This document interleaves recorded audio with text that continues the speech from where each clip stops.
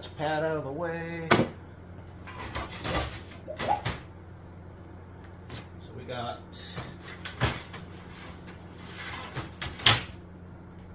2 at 23, so I'll do like I did on that last one. 23.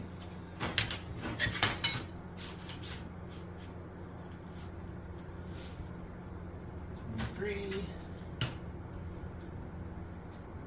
This is adding the 3 inches to our 20-inch dimension for the Pittsburgh. Yeah, for the Pittsburgh. Now we're going to go ahead and cut this one.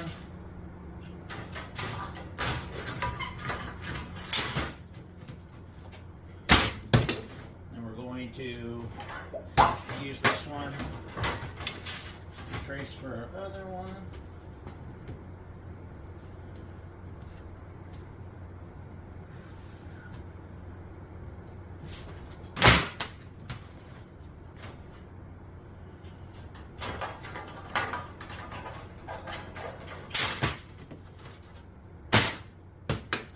Our 223s, and then this one's going to be our 21 deep.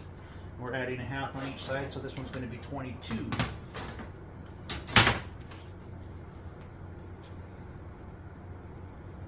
22. 22.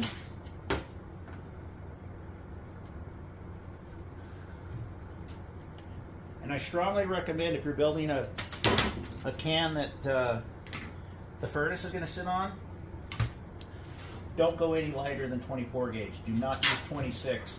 Some of the heavier equipment will make it it'll make it sag. It'll actually bend your fitting, the metal. It's just not strong enough. So minimum 24 gauge on a base can. So we got our 3 pieces here. Pretty mates in a row.